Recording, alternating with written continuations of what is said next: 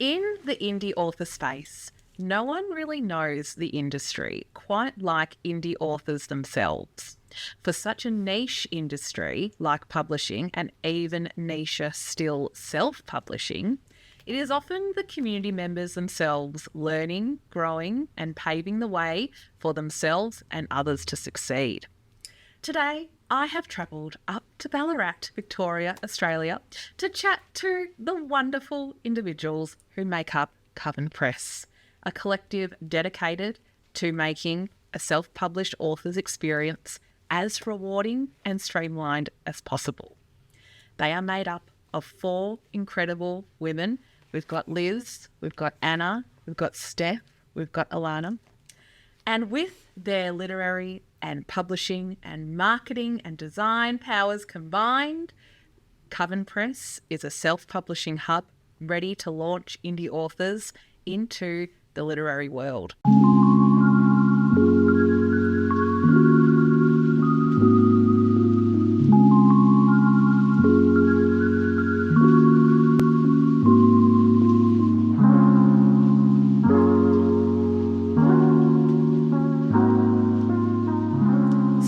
Welcome to this very special edition of the Indie Author Life Show. My name is MG Hunt, and I am here with all these incredible members of Coven Press. So I want to say a massive thank you to all of you for being here today, because it has been something that I think has been on the cards since maybe middle of last year, when you had the amazing All Looked Out Festival, and I got to see all of you in action for the amazing event that was. So to have the opportunity to chat to 4 people here today instead of one-on-one is very special to me. So thank you for inviting me up here to do this wonderful show. I hope you're all excited. Yeah, very excited. Yes. No problem. You know, the GPS took me on a weird detour today from my place in Melbourne, but I got here and it's a beautiful drive. It is. So, yeah. Yes. So we should get into some of these questions that I have, and feel free for anyone to add their 2 cents or answer it or whatever. No problem at all. So I would like to know, what does a day in the life of being here at Coven Press look like for you all? Do you all have a routine, or do you not? Or anything like that? Is it structured weekly, monthly, whatever? Tell me everything. Yeah, whoever. Well, I think we all have individual things. I think everyone should definitely touch on their own things. Yep. I think one of the things we have really worked hard to do, knowing that we each have individual schedules and lives and different ways of working, even different hours that we function better at or whatever. So we've worked really hard at putting processes in place within Coven so that we can come in and make sure that we're checking in and nothing's falling through the cracks. And that looks like weekly meetings and monthly meetings and things like that. But yeah, as far as day to day goes, different. Yeah, it's quite different. Yeah. I think if I'm probably the least structured out of everybody. Yeah. I'm a bit of a night owl, so it hits 11 p.m. and I'm like, I've got it, and I start working then. So it definitely the days are always different, which I think everyone's individual things will make clear. But it's usually just there's a whole mix of jobs that we do. Yeah. So it's balancing client facing work versus the tasks that we're endlessly setting for ourselves and striving to push towards new projects and to grow. Yeah. So usually a day for me is making sure that those client deliverables are really ticked off first, and that communication is addressed first and foremost, and then kind of cramming in as much admin stuff as my brain can kind of handle, and then going sort of creative for the rest of the day. Obviously I do, which we'll talk about later, but my own writing and stuff as well. So it's leaving time for outside creative endeavors in that. It's important. Different. Yeah. Every day though. It's different every day. Yeah. That's cool. So is that similar for everyone else, or is that perhaps who's the most organised maybe out of the group? That's a great question. Yeah. I don't know if anyone could claim that. No structure. It's all just whenever. Yeah, that's the creative life. Yeah. Got the good lists on the day. Yeah. The list. You have an agenda. Always. Okay. I think it is a little bit like similar to Alana. It's that definitely there is that client-facing work. We've recently been implementing a lot of measures in place so that we do have people that are specifically for projects for clients working one-on-one with them.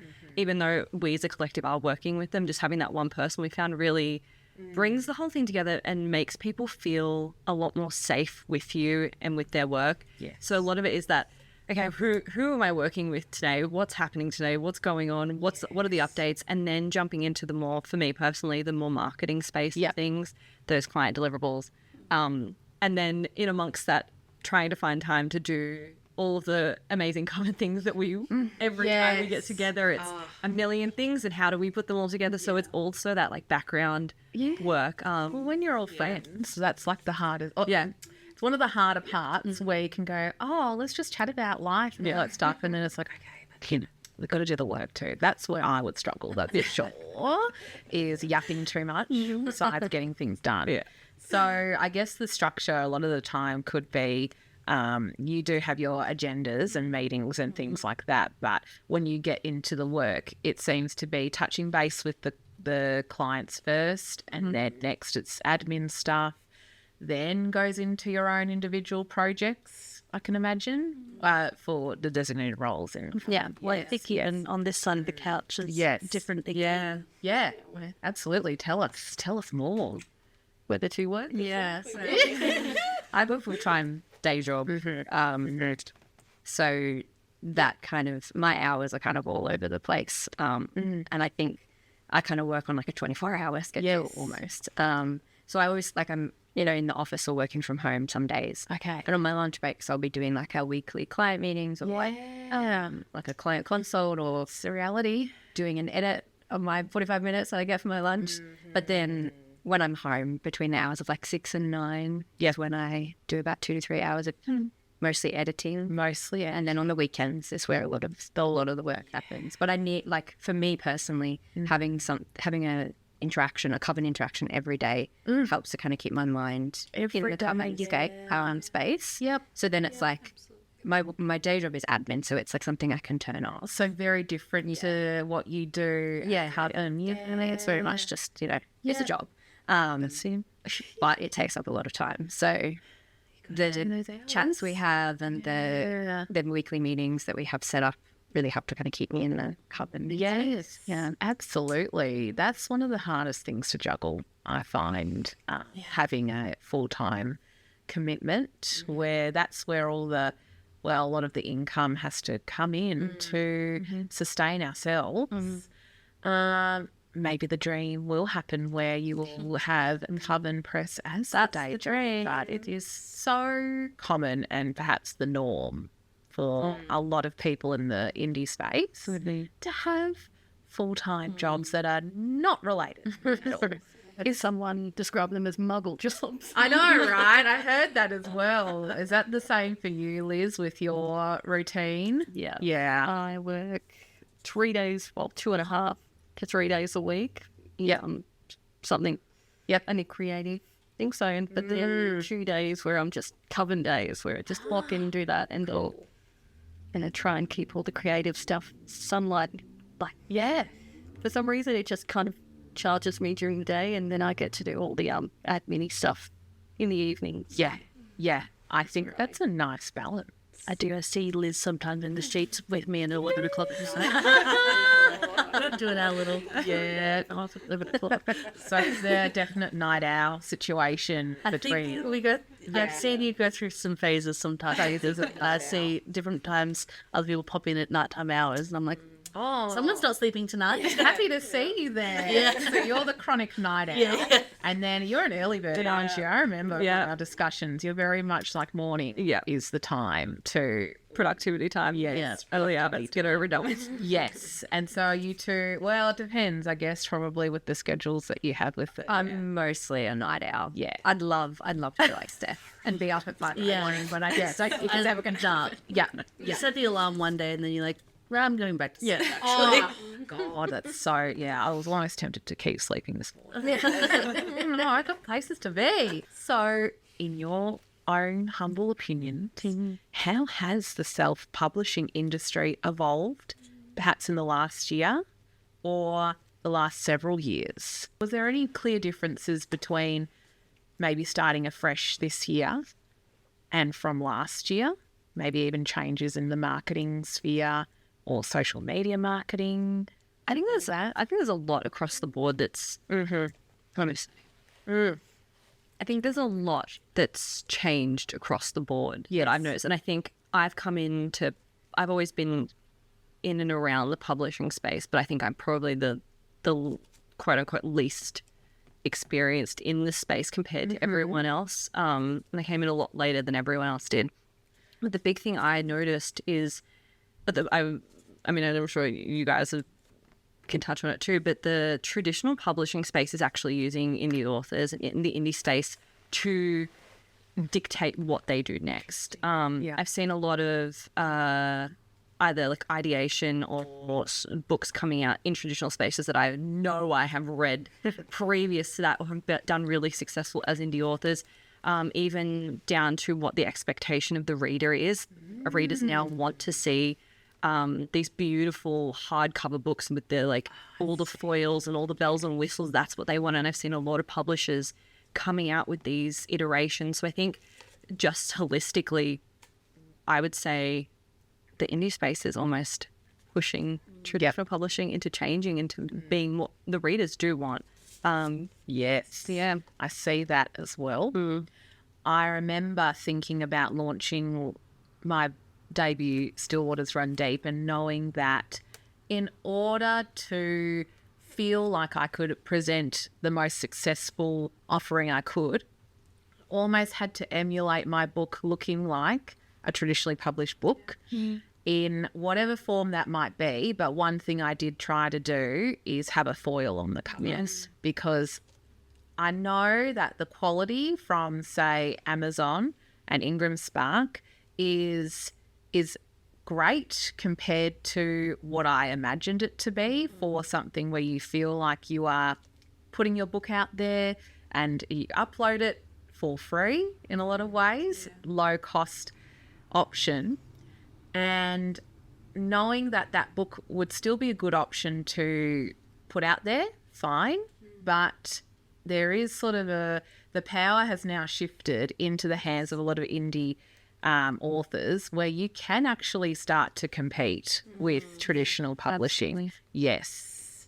So, And I think the story as well, that kind of what you were saying, Steph, with indie publishing influencing traditional publishing. oh yes, There's such a wider breadth of stories being told in the indie space. Yeah. And even if you just, look at romance specifically, the makeup of the characters that are featured or the type of relationships that are featured, that is a massive kind of movement, I suppose, in indie publishing, that the tropes maybe and diversity. Yeah, the diversity. yes, And you can see that reflected in traditional publishing now. And I think another big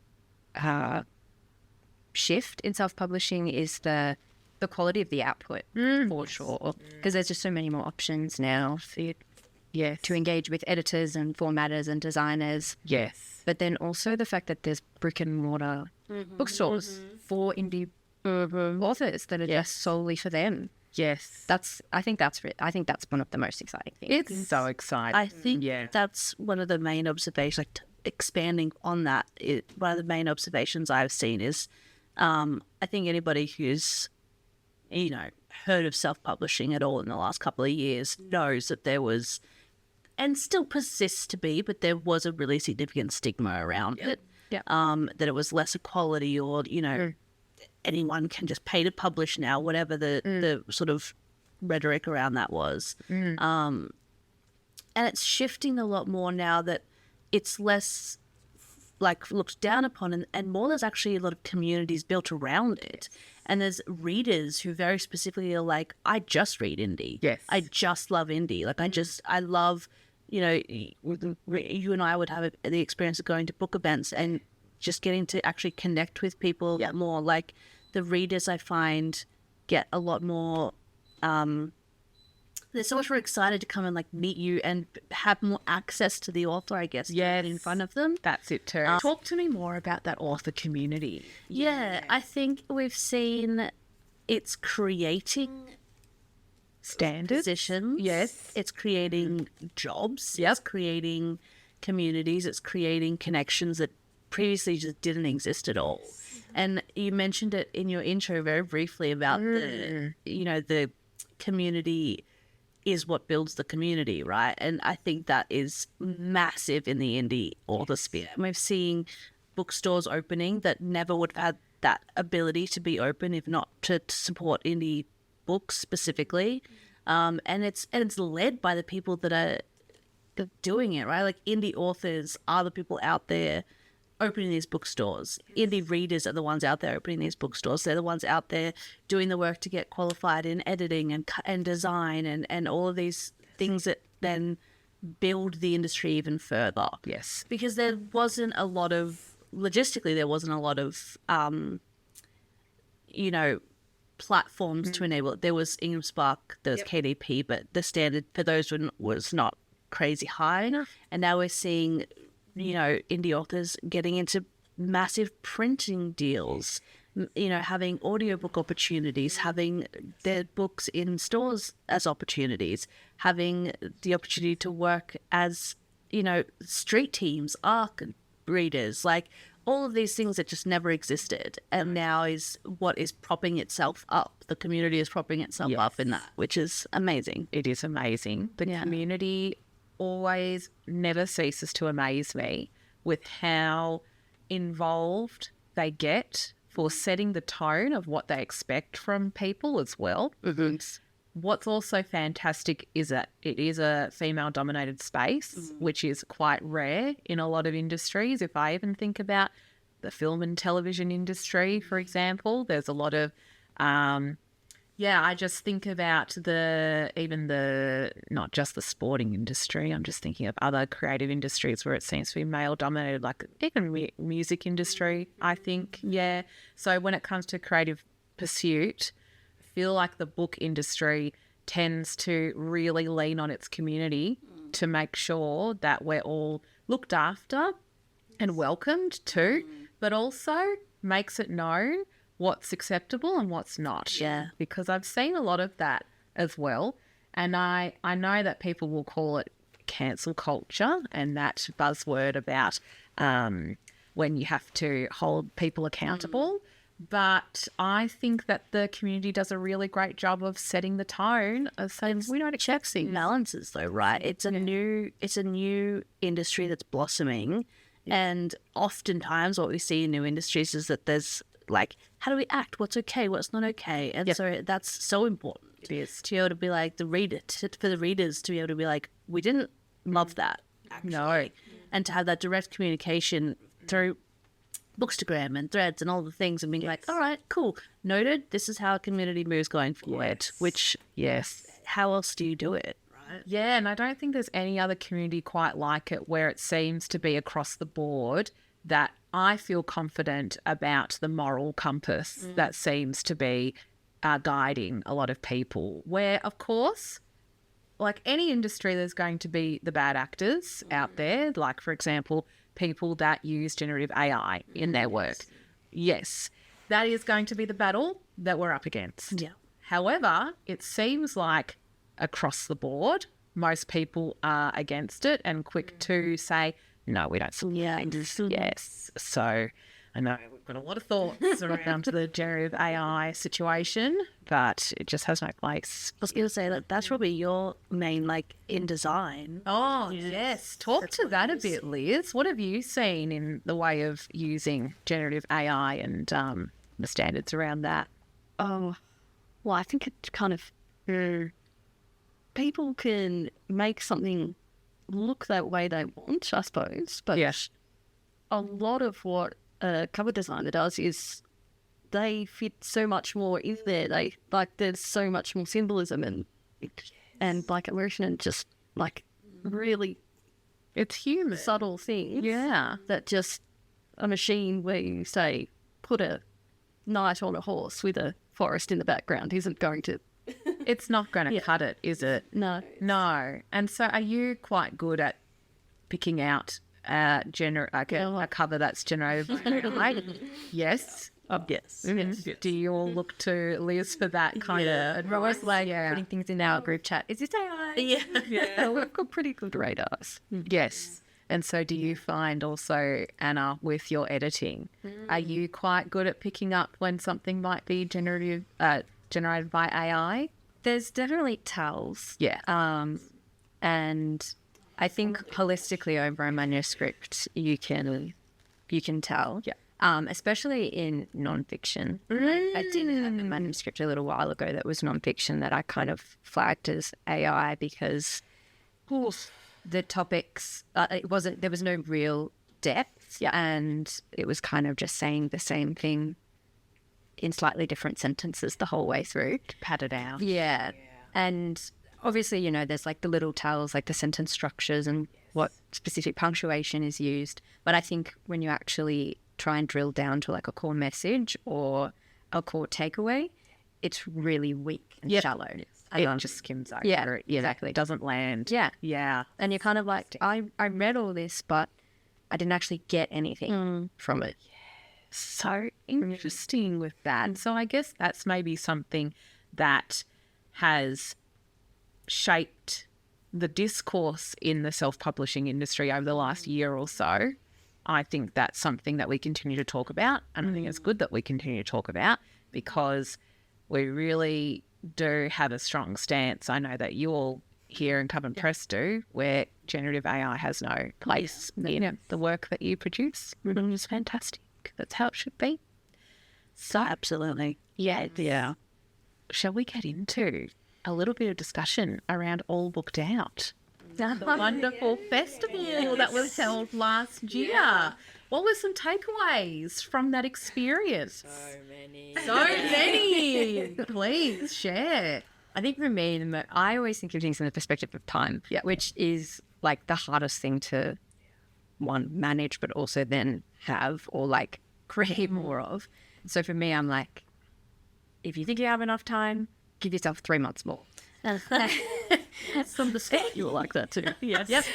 But like we did it. We did it in like 4 months, which thinking back is kind of wild to me. It is wild, but it's impressive. Which, because you look at some festivals and they have like a year kind of lead time. Yeah. More. But I think we smashed it in the 4 months and it was like it delivered. It did. But I'm excited to see what it looks like next time when we have more time on our side. Yep. Yeah. Yeah. But there was and we wanted to fit in a certain time. So the 4 months was kind of a necessity. It wasn't that we were just like, let's try and squeeze this out as fast as we can. It was, no, it needs to be done on this weekend during this time in buffer out. Yeah, that's it. And it was successful from my personal experience. As for context, someone who attended as an author, signing author. You do best. I really, really enjoyed the experience that I had there. It was, again, the community hub vibes were strong. Yeah. The authors across the board that you invited to come as well, fantastic. Chatting to a lot of them. Also from the local area, I think most of them were. Pretty much everyone. If the furthest was like Melbourne, which is like an hour away. And you also had a traditionally published author, Emma Mugglestone. And Holly. Holly, yes. Yeah, that was exciting. I think it was really exciting to kind of meld the two spaces a little bit. And obviously Emma like bridges both. Yes. That's And fully is fully traditional. And I think it was nice to just kind of have everyone in the same space because, well, you're all writers, but we're creative. There's kind of no delineation in our mind of the value. But it was a really big space to platform indie people as well. Yeah. It was. It was successful, I found, for sales. It was. Yeah, great. Yeah, Good. exactly. Well, that's what I think. We hadn't had really many events like that in Ballarat, to my knowledge, anyway. And I think that was our biggest thing through the whole planning process was like, okay, this is an indie author market. We want the indie authors to shine, but how can we guarantee people coming through the door, right? How can we entice people to come in and buy from the indie authors? And I think we were pretty aware the whole way through that like this was our first one, and it was very much like, something's going to work, some things aren't going to work. Like we knew that from the get-go. I think it surprised us a little bit. Some of the things at the end, we were like, hey, we kind of like thought that was going to be like a nothing thing. And it ended up being like a main attraction. And then there was the panels. Such a surprise. Honestly, we were like, oh, I don't know if people will kind of show up for that. Like we just kind of think people want to learn. Yeah, I think people do want to know as much as possible. Absolutely. Especially if they're interested about publishing. Absolutely. The more knowledge, the better. So that would be, if I wasn't signing, I would attend panels. Yeah. Which you had about 4. Is that right? Yeah, I think we did about 4. And then I think that really showed all of us, like we kind of got out of that, and in our big debrief following, we were like, we want to do more of that as well. Like we do want to do more indie author specific stuff as well, but to have events specifically geared to like seminars and panels, especially around the local area. I think Ballarat has such a creative like undercurrent through like most people that you talk to, and they were eager to turn up and learn. So I'm excited to see. We've got some plans for that, which will come later. Yes, please. We've got some ideas for those sorts of things, and it was great. Like bringing a lot of people that we had worked with for a long period of time as well in under one roof, and connecting them and be like, you guys live 15 minutes away from each other, like immerse yourself in this community and talk, and this is what it can look like, kind of thing. Which had a chat with one of the authors, or maybe a couple of them, about even just getting onto Substack. Yeah. And they hadn't even heard of Substack. So many things, yeah. You know what? This is just like, here, I'll share some of my information. And then they were telling me some of their stuff. Now, I can't remember who it was exactly. I think he was forgotten his name, sci-fi with the little figurines. A little bit James. Yes, James. I learnt a lot from him with the little things that he was creating and the stickers and all that kind of stuff. And I was like, I'm going to learn about that's how the indie authors learn. That's it. That's how it continues to go. Is you see what other indie authors are doing and you're like, noted. Exactly. It's really good to chat to each other. And I mean, Ballarat really is a hub for a lot of creativity, especially Clunes Booktown, which is coming up very soon. In March. So there's that as well. That's a creative hub. Who knows? The next All Booked Out festival could be similar structure in a bigger event space, like Clunes, or there could be perhaps an online element as well of live streaming panels too. So anyway, I'm probably putting words in there. All that kind of stuff, or whatever you want to say. But perhaps we should get into some of these individual questions that I have for you all. So shall we start? We'll go back to you, Alana, going on the roll with your discussions about everything that we've been talking about in regards to the experiences of being an indie author yourself. So how do you put those experiences of being an indie author into helping others? I think there's a lot of ways, and it's logistically, and it's also just keeping your thumb on the pulse a little bit, right? Like we've spoken about already, the indie community feeds itself. Yes. And so I think to actually be up to date in what's going on, you have to be in it. Yep. And so talking to authors, having it be like at least a weekly occurrence to talk to other authors in the area. Keeps me up to date with like what's going on, what's the vibes, what's going on, what are people learning, what's like popping up. It also means that we get to stay really aware for new developments. You kind of become the first to learn about when someone's trying to kickstart a new platform that's designed to help something for an indie author, and being in on the ground level of being like, okay, that sounds like something that the indie field needs. Like, how can we be part of that? How can we support Would it help you? Exactly. From your own author practice? Yeah. Would that help me? Yeah. Yeah. So let's get into it. And I think as well, like, I made a lot of mistakes myself. You know what I mean? Like, so when you and me both. Yes. What indie author hasn't? Honestly, if you've had a perfect run, like, You're not doing it right. you're not doing it right. So when people come through, and I find the experience of a lot of people that we work with are people that are just starting. Yeah. It's their first time ever. Which is exciting. And they're like, I don't even know where to look. I don't know what, like, you're telling me to dip my toe, but in which, like, where? That's it. Like, That's it. and so it's nice to be like, okay, like, I can see the holistic picture, and make this make sense to you in what I know you're going to be focusing on. Like, you are just focusing on, like, you have a Word document, I want a book. Yep. How does that look? How does that happen? What are the mysterious steps in between that? Because there's a lot of them. A lot. But also, like, logistically navigating the platforms that we use, and whether it be English Spark or KDP or talking to printers or navigating bookstores. We've had those conversations. We've had the negative outcomes. We've had all of the random issues that, like, no one's ever seen this random error pop up before, and it's like, what does this error mean? And it's like, I know what that means, actually. This is business. Yeah. Stuff happens. Yeah. And so it's like, hey, rather than having to go through the, like, 3-week process of navigating, like, Kindle support, be like, I had that exact same issue. Yes. Here's what we do. Yeah. So being able to problem solve like that is really helpful as well. Just and when we do roll things out with Coven, it's like, I can be a little test sample if you want to be. Like, that's fine. Yeah. Like, I don't mind. I'm so happy just writing and doing my thing, and what success comes through my books, I don't really mind. Yeah. It's totally fine. So if we want to try something, I'm like, I'll be a guinea pig. Yeah. I don't care. If it fails, it fails. Like, but it means that when we get to take things and we get to actually release our plans for things, or, introduce new concepts that we're doing, we've at least been able to try them and see them practically as well, which is, I think, useful.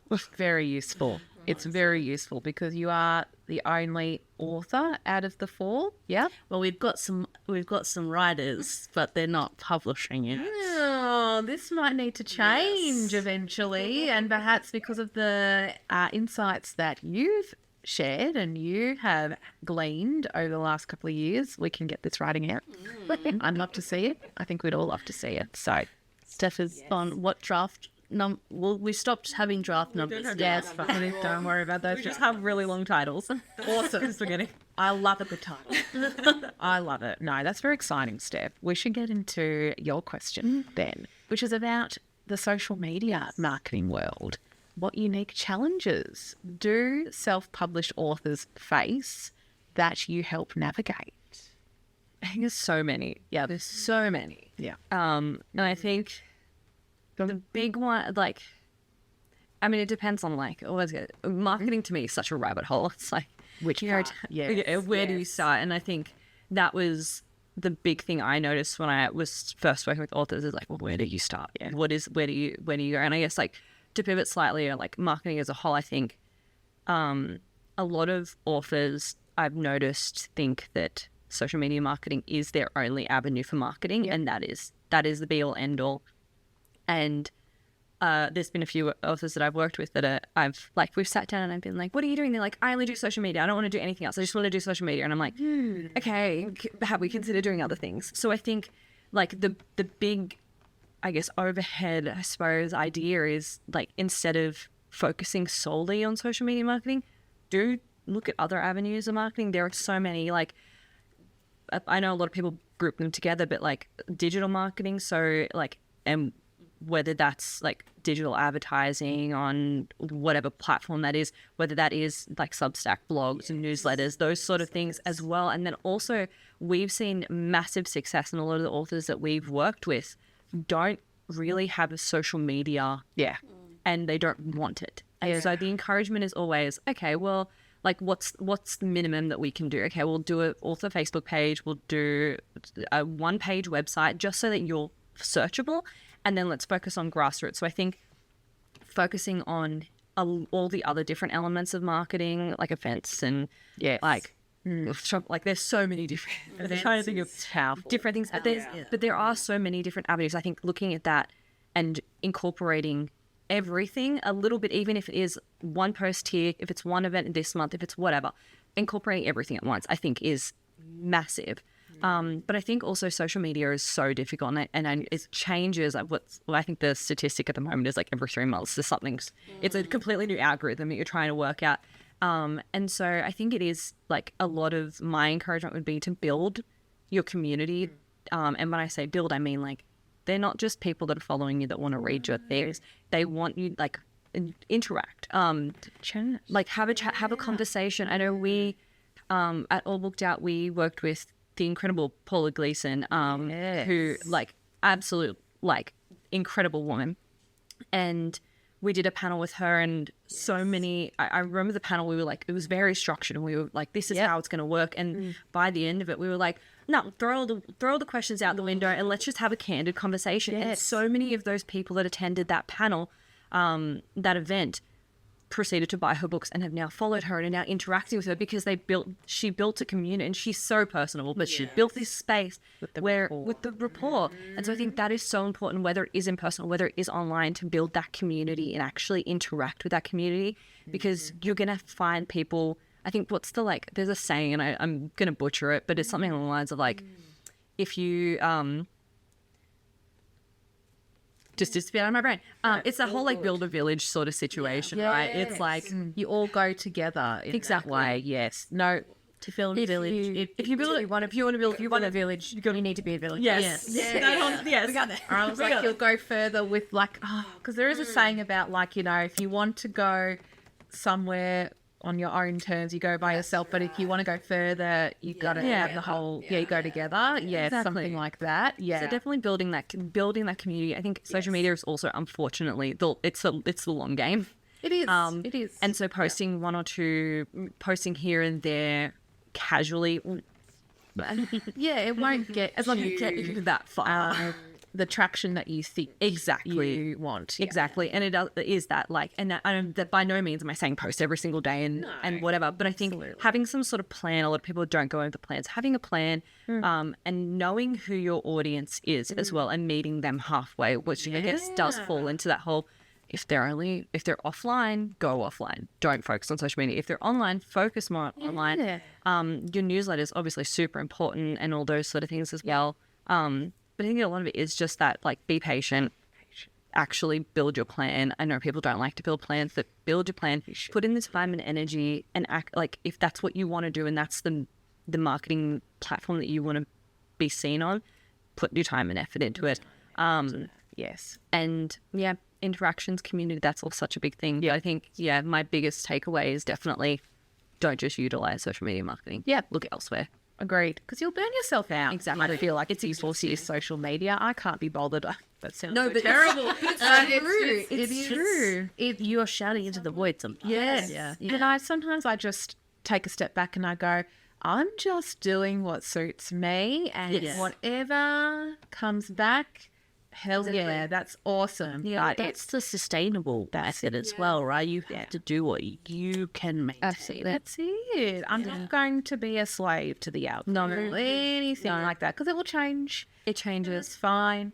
And even even for example, TikTok, which has been something that I don't really quite understand, and every time I go on it, it does confuse me. But for example, I still have it, even though my engagement is not great. But, for example, it did give me an opportunity. There was a bookshop that reached out to me from Adelaide in Victor Harbour. Sorry, Victor Harbour, not Adelaide. and they sent me a message, can we stock your books? Amazing. Yes. Then they posted something about my book a couple of weeks ago. Yeah. I commented saying, I'm going to pop down and see you when I come to the other Adelaide event that I'm at. They sent me a message and they said, actually, do you want to come and do a book signing? Amazing.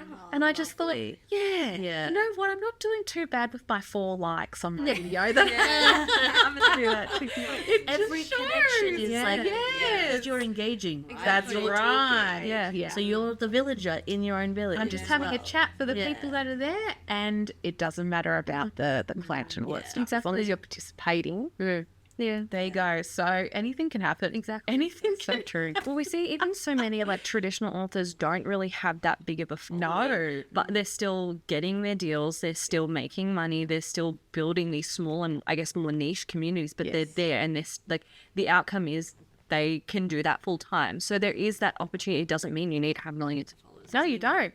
Just having those meaningful. You're not an influencer as well. Exactly. You're just there as it's a promotional tool. Absolutely. But yes, no, very interesting. Very interesting, Steph. So we should move on to some of the editing discussions. What you're specialising in, Anna.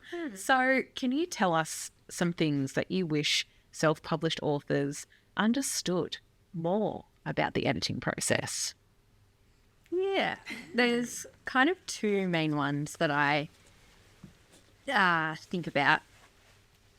And I suppose one is practical and one is more creative. Yeah. But the first one is that the editing process begins well before you engage with a professional editor. Yes. And it becomes through self-editing. That's what needs to happen first and foremost. And whether that's, the author rewriting the draft however many times, or doing that alongside early reader feedback and utilising that, something needs to happen before it comes to an editor, because rarely is a first draft amazing, but also rarely is it ready. Yep. And I think one of the biggest things, or really I think an author is shooting themselves in the foot when they give their editor their first draft, because they're not utilising their editor for all that they know. See. Yeah.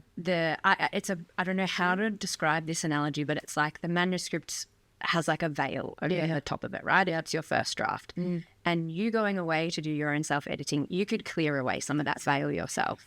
But if you give that manuscript to the editor just as it is, all they're going to do is move that veil. And they're not going to be able to maybe go deeper. To smooth it. That's right. Yeah. Because they've only got so much time. They've only got so much. They should understand exactly what the story is that you've created. Exactly. If it's that I saved me as in the author. Yes. But yes, when you're coming in it, you're coming from the perspective of a lot of, and I'm sure you do the developmental editing as well, but you're not the author. No. So how do you know exactly what plot lines are meant to hit? What's more important than others? Only the author would know. That's true. And an author going away and fixing what they themselves can fix means that what's left is what they cannot do by themselves. Yep. And so then that's where an editor steps in. So that's kind of the main thing practically. Yeah. And, it's kind of like, I've written this manuscript and now I have to go away and write it again 3 times. Like, it's a lot. Writing a book is a lot. There's energy and effort. Yeah. Time. It's not going to be easy. And you just want to get the process happening. You just want to get it out there. But the self-editing really needs to. It has to happen, and it's crucial. And probably would you suggest a time frame of how between, maybe I'm just asking out of personal opinion, finishing a manuscript to then, without doing your self-edits yet, to then sending it to the editor, how long would you suggest should the self-editing process be? It's kind of almost like how long is a string. But there's that kind of idea that you finish your manuscript, you put it away, you let it sit for like 3 months. Yeah. So that, it's subconsciously working in your brain, but you're not in it every day. And you've got a bit of space away from it. So then when you come back to it, you've got fresh eyes. Yep. So that's already, 3 months of just letting it sit. And then the self-editing stage can take just as long as it took to write the book sometimes. Yeah. But I think whether it's, crash editing, self-editing in 10 weeks or 10 months, something. There has to be something. And I think that 3-month wait or however many month wait is really important as well, because getting space from a manuscript. Once you're in it and you can't, what is it, see the forest from the trees? No, that's right. So that, I think, is a really essential part as well. Absolutely. And so adding to the other parts that you think that self-publishing authors you would like them to understand, is the creative part that you mentioned before, is that related to sitting and doing your own self-edits? I think it's more about the process itself with the editor. And it comes down to that editing is a collaboration. Yeah. First and foremost, and the whole way through. Yeah. And writing is always thought of as this solo activity. It's a writer in their log cabin. Yeah. That kind of thing, which is it is a solo activity. Yes. When you're first initially getting the words on the paper, right? Yeah. But if you want it to be more than that, if you want to publish a book, collaboration is essential. It's really hard to do it alone. And I think it's really hard to do it successfully alone. Yep. So for me, collaboration in editing kind of looks like, I'll leave a comment in the margin for a suggestion, whether it's phrasing or placement of a section, and the author will come back and say, yes, but, or yes, and. And it's like, I'll take that little seed of what you've given me, but I'll create it to something that suits me and my story. And I think that's where collaboration happens during the editing process. To work together. And you have to. Yeah. It's difficult on the editor's side when there's an author who doesn't want to take any suggestions on it. But then it's also like, what are you here for? That. And then there's also the other side of it, if an author just takes on everything that you say without discerning what is going to work for their story. So I think that an author needs to be as switched on during the edit as an editor does. Oh, absolutely. You can't really go in on autopilot. No. As much as I'm sure sometimes our brains are getting to the point where you're like, I'm just so done. Fifth time I've read it, but it is your creative project and it's yours, and it's not about trying to just get it done. Yeah, exactly. That is my philosophy, but it gets me into hot water because I delay things so much because I'm all about just, sitting in the process, but timelines are very important. So, yes, thank you for your insight around all of that, Anna. Very much appreciate that. And so, Liz, I would love to know, how do you balance creativity and the author's expectations within a genre that you're creating a cover for, along with the marketing expectations? So do you sometimes have authors that have a really great idea for whatever genre that they're writing in, but you just know, okay, maybe it's not going to be the best way to sell this book? How do you kind of temper the expectations around that? Well, really clear communication through it. Yes, really. That's really important. Plain speaker. Not going to work. It's not going to work. Yeah. But like, really, when you're at the start of the process, kind of, because I know I'm a visual person, being a designer, just kind of getting visuals from them and seeing where they're sitting as well. Yeah. And when delivering like a cover, going into a detailed explanation as to why these elements are in there and why they've been used and some haven't and everything. Yep.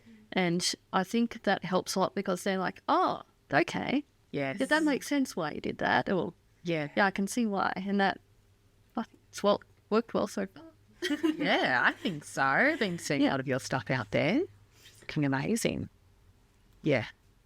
So with the process of when you begin, I'm guessing, do you come in at the end after the edits have been done, or do you come closer to the start? The edits and the cover usually run in tandem. Okay. So are you reading the whole story sometimes, or the blurb? Because I can imagine it's a lot of reading. Oh, as much as I'd love to read everyone's book. Yes. Yeah. Especially working part-time. No. But if like to get a really good brief, like a good summary, and Yes. If they answer all the questions really well, you can get a really good feeling for like the vibe and the lack of a better word, and the elements of the of the story, and you can do a lot with that. And if I'm lucky enough to also proofread the book, like there's one that I did the cover for, and I was lucky enough to proofread, and I'm like, yes, it's actually perfect, even though it came the other way around. Yeah. So it can work either way, where you can kind of either read the whole story and then go, okay, there's so many different ideas, but or you can just read summary and go, yep, nothing to do. Yeah. A lot of preemptive work, though, launching into the design. Okay. And there's a lot of research into it as well, like John research and kind of seeing and wash going on within that space as well. And so what kind of resources do you look towards to influence your research in making a cover for someone's book? Well, it kind of depends on the book. Like, yes. I'm going back to this one that we did recently because it was influenced by Renaissance art. So that was a fun rabbit hole to go down. That's so cool. Yeah, and like then you think of like even the textures you could use, or like the shapes, the typography, and not just, you don't just look at, don't just go to Booktopia and look at the best-selling book covers in that category, although you do that too. Yeah, there's like, as I said before with the other question, like there's the depths that you go to before you even kind of just start putting it together. Yep. So there's a lot of collaboration maybe that happens as well with the author. Yeah, the author, if usually, it's their baby. So you just want to do present it in the best way possible. Yeah. That also works, like we'll also sell it. Yes. Yes. How often do you have an author come to you with a clear, set idea of what cover they want? We've only got a couple. Yeah, it's rare, isn't it? But oh my God. It did work out amazingly. But it was a poet though, so it was very poetic. Okay. It was a poetic brief, but you could really see it. But they knew what they wanted at the same time. Yeah, there's a lot of people that just go, we want this, this and this, have at it. Yeah, and that's also where like author-driven vibes. Yeah, they're very much combining the vibes. Yeah. But yeah, that's where that explanation of how it's all been combined, I think, helps as well, because they can see what they've put in and what I've put in, and mixes together. So I think that's usually the best way that a cover is created or an artwork is created, when there's a loose idea from what an author wants, and then you as the designer with your skills and your research, you're like, I know what you're talking about here. I'm going to present something to you. And then it's like one of the best feelings that you get when the feedback is, you've made it better than I expected it to be, because there's something that they just don't have the ability to envision it the way that designers do. Yeah. My favourite thing I remember doing with you once, I said, Liz, like a whole bunch of covers, and I was like, I love these covers. I couldn't tell you why. Yeah. And she came back with like, oh, this movement here, it just demonstrates this thing, and this is what is catching your eye. And I was like, she's so right. That's why I love it. Like, it's just able to like give the tech, like the terminology back to me.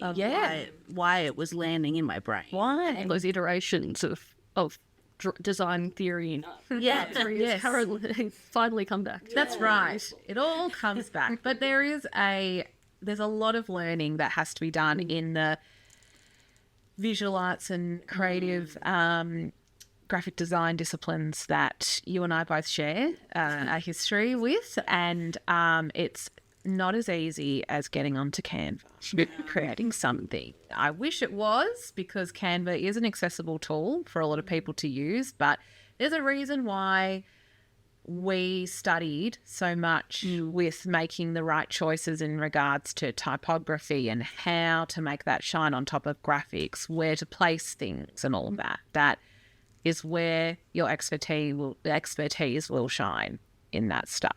In the hard work and education that you've done. Just like, anyone can claim because they've done self-edits that they can edit another person's book, but you've done the hard work to do all that kind of stuff. It is about groundwork in your field where it all comes to fruition. So Absolutely. thank you for all your insights into your own individual practices. So one question that I have left, which is for everyone, what does the future of Coven Press look like?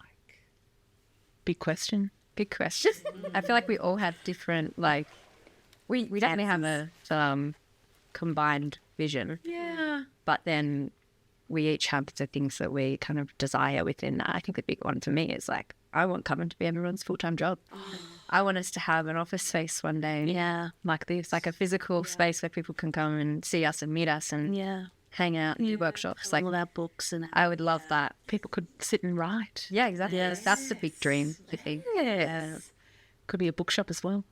Bookshop, cafe, honestly, the amount of conversations we've got the cafe, the bookstore, the meeting room, and Fairly so we've drawn our every- floor plans and everything. we need to get we have definitely said real estate links before, being like, this would be perfect, and it's not in the budget, but like, No, that's okay. yeah, I Got a dream. I would agree. I think that like amongst us all, I think we've done a lot of work to first and foremost like keep the paths aligned. Yes. With having flexibility beneath that to be like, oh, Anna wants to explore over there, like we can branch out that way and let her do that. Yes. And Liz is interested in this, like Liz, we're going to allow that to sort of happen beneath the branch of Coven. So I think we have really clear ideas of like where we want Coven as a whole to go, while having the flexibility for everyone to follow their little That's it. niche interests within that. But Yeah. massive things coming for Coven. If our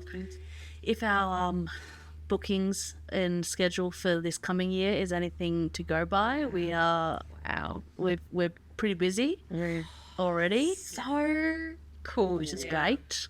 Because how long have you been doing Coven Press? We're coming up on our first year. What? 1st of February. First of That's amazing. Yeah. It's been, as the date that we're recording this, less than 12 months. Yes.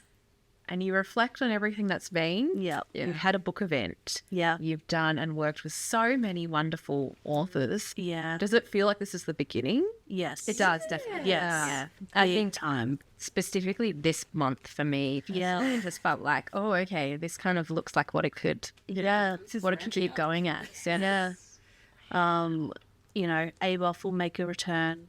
We've got some. We had a really fun. We kept it on the download, but we had a really fun retreat that we did at the end of last year. Simply our own way of running a writing retreat, but also using it for Coven work as well. And we came out of that with a lot of ideas of what ABOF will look like. Yes. Moving forward. Wow. Expanded as well. Yeah. As well as other projects. We love the idea of a podcast as well. Oh my goodness, you should. We've got some Anything thoughts. to go by, it has been one of the most enjoyable parts of the many side quests that I do. This has got to be, it's hard to pick a favourite, but this is certainly up there. Certainly rewarding. Absolutely. Yeah. I think for me, just always, I like that we always bring our conversations back to like, one, yes, how does it serve us and serve Coven, but how can we continue to give back? Yeah. How can we continue to pay back into the community? Yep. And so a lot of our projects are really just geared towards like supporting back in to indies directly, while allowing ourselves to grow and follow our own passions in that. So I'm really excited to see like all the ways we do that. Yes, it's amazing. So do we have any sort of date for maybe when the next All Booked Out festival might be, or is that still something that is in the works? that's an after Clunes decision. That's so true. True. We've got Clunes coming up, which we're really excited for. Yeah. Yep. And we'll be in with you as well. I'll So be there for one stop day. by, everyone. Please stop by Clones Booktown Festival. I'll have to keep sending it out to everyone too. Yes. But we've got some fun things planned for Clunes, really, just to like engage with people and just talk to people a lot there. Yeah. I think ABOS we were planning is going to be a second half of the year. Yeah. A bit later. Obviously we did it in mid-year. Last year we did it around June, July, so it's going to be later. Cool. But we've got that for the later half of the year, and potentially some other things later in the year as well. But the big thing is Clunes, and then we're This is the horizon. yes, Clunes is in March 22nd and 23rd, or 21st and 22nd. It is Just come one to of Clunes those. all of those I times. say Clunes Booktown because Coven Press will be there. Both WG Hunts will be. It's one G Hunt be there, and they're one day. One day. it's well, scarcity, right? You've got to get in. That's true. One day only, folks. You say scarcity, but I think I've got 11 book events this year that I am on a tour for. It's stressful, but it's a lot of fun. Well, it is part of the community building aspect where I think, you know what, I'm going to do it this year. Yeah. Just going to do it. Exactly. Let's go out there. So finally, to wrap this all up, where can people find you in the social media world, on the internet, wherever? How can people get in contact if they want your services? Marketing. So what is the website? Should have prepared this. You can find us at www.covenpress.com.au. We have a work with us. There you can fill out a link. There's also a couple of email addresses. What's our email address? I should know. Hello at covenpress.com.au. And you can find us on Instagram and Facebook at Coven Press HQ. Yes. Is there anywhere else, Neil? I think big that's ones. the big ones. Yeah. Yes. There could be more. There will be more eventually. Engage us on Insta and Facebook. But if you want to chat, if you have any questions, we have a couple of different pathways through on the website as well. Forms, work with us, things like that. So the services that you provide include, you've got some, obviously the editing, cover design. and we do self-publishing guidance as well. So that step by step, like, hey, here's how to enter this world kind of thing. Yes. We also do formatting, so the layouts, the ebook functionalities, all those sorts of things, and then obviously massive with some marketing. Major marketing, different thing. Yeah. Yeah. Lots of different platforms. Lots of different, It is a hub. yeah. It's a hub. Essentially, you can come to us from, what do we say? From a blank page to book launch. Yes. Blank page to book launch. Yeah. Amazing. Thank you all. Thank you so much for having this wonderful discussion with me today and inviting me to ask you some questions about your creative pursuits and your marketing expertise, your author insights, creative insights, and everything like that. It's been a pleasure, everyone. It's been lovely. Thank you so much. Thank you, Hardy Audio. Yes. Thank you, Hardy Audio, for letting us have a chat in this space. So if you want to check out the wonderful ladies here at Coven Press, go check out their Instagram, their Facebook, their websites, their website, because it is such a hub of information for the indie authors in our space. And thank you so much for everyone tuning in today, for listening to this wonderful special edition of the Indie Author Life Show. To say thank you to Lauren, the MVP. She's probably listening because she's Is she listening? She's absolutely listening. Okay, please. So, obviously, Lauren has been the MVP of the day for letting us use film here. Yeah. Lauren is the owner of Hardy Audio, and she's a personal and very good friend with Coven Press and has supported us from day one. Hardy Audio, for those uninitiated, is a Ballarat-based audio production company that specialises in all things audio, from advertising to podcasts, and for authors out there, audiobooks as well. So when it comes to audiobooks, Hardy work with their authors to produce high-quality audiobook content without AI, which is obviously running rampant in the audiobook community, but no AI here, using real and incredibly talented Australian artists. They also handle distribution to major sales and distribution platforms. And specifically for budget-friendly authors, Hardy Audio has recently launched a cost-effective package that allows authors the ability to professionally self-record and produce their audiobooks by creating a little pack to take home with you and record your little audiobooks, which is effectively a totally and fully equipped mini studio. And so if you want to check out Hardy Audio, you can visit them at hardyaudio.com.au or email studio@hardyaudio.com.au. Thank you. Thank you so much for watching the Indie Author Live show. I hope you've enjoyed this episode. If you want to know more about my own literary journey or the journey of some of our guests that you might have seen on the show, please consider subscribing or following my Substack or my YouTube channel.